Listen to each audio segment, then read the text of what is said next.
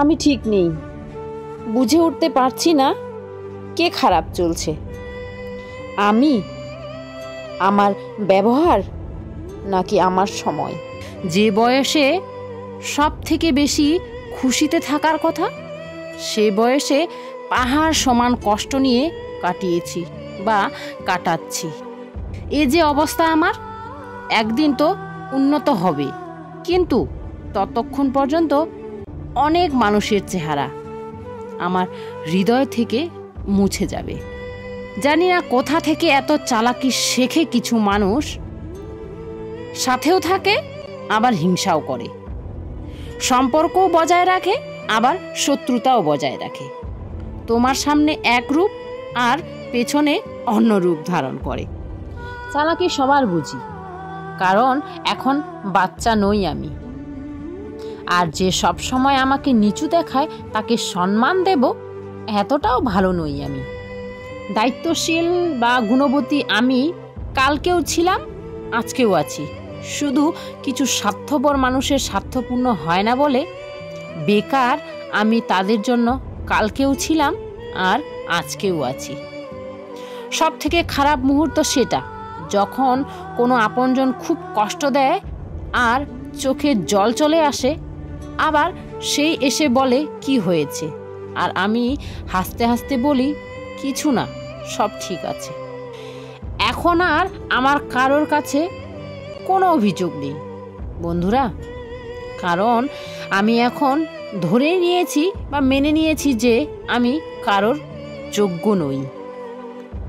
আর জীবনে ভালো থাকতে গেলে এ কটা টিপস তো ফলো করতেই হবে, তুমি তাহলে জীবনে হ্যাপি থাকবে।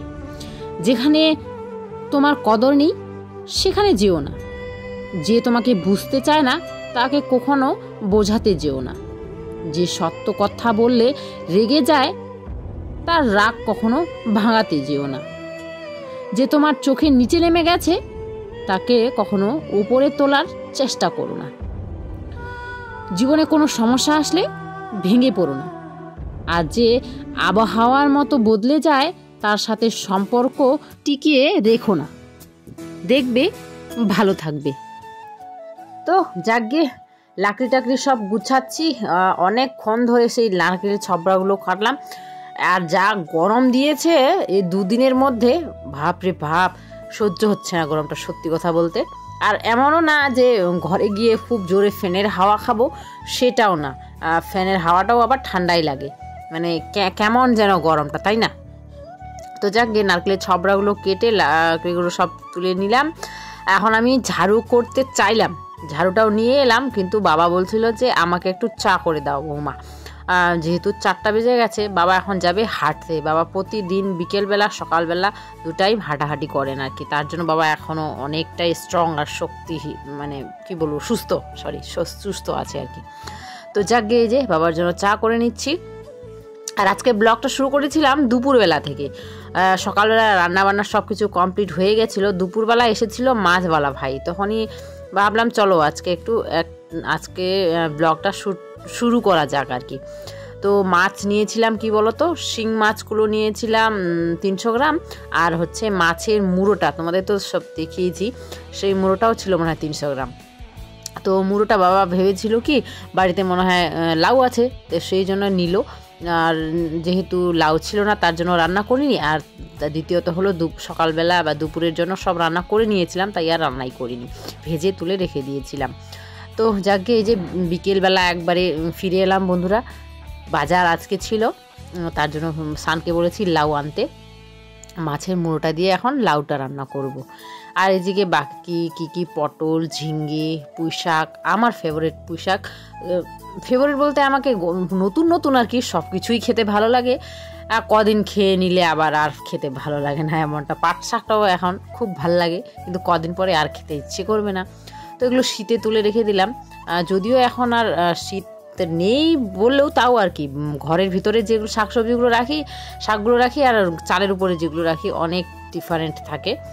যে সানের হাত গেছিলো আজকে পুরে কি একটা বানাতে গেছিলো, লোহাটাকে গরম করছিল, সেই লোহাটা নাকি ওর হাতেই পড়ে গেছিলো। আমি যখন ওই যে নারকেলের ছবড়াগুলো কাটছিলাম তখন ওর এই কাণ্ডটা করেছিল আর কি। তো যাক গে, আমি এখন আর কি করব, ওকে দেখাচ্ছিল আমাকে আর কি, যাই হোক। তো কি বলে, নিজে লাউটা কেটে নিচ্ছি আর রান্না করব এখন।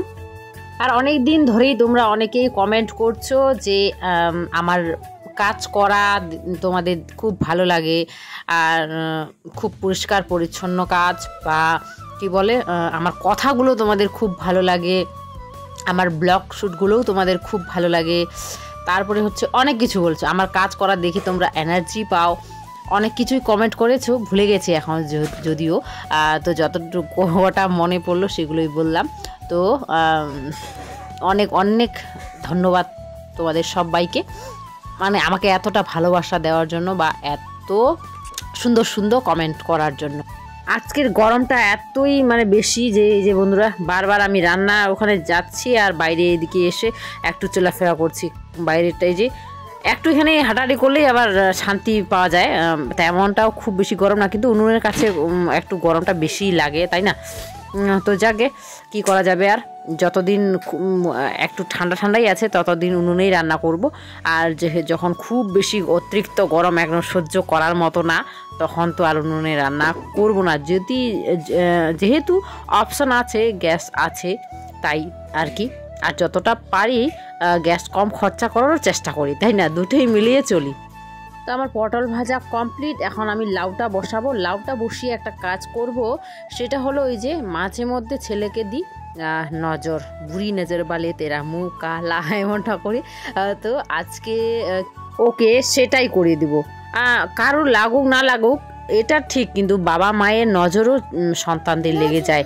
আর এখন বিভুর কথাগুলো এমন যে মাঝে মধ্যে আমারই মনে হয় নজর লেগে যায় ওকে, তাই না বলো? মায়ের নজর মনে হয় বেশিই লাগে সন্তানদের, আমরাই বেশি সারাক্ষণ ওর পাশে থাকি, ওর কী বলবো, আর সব কিছুর আমরাই দেখি আগে, আমরাই অনুভব করি, তাই আমাদের বেশি নজর লাগে, তাই না?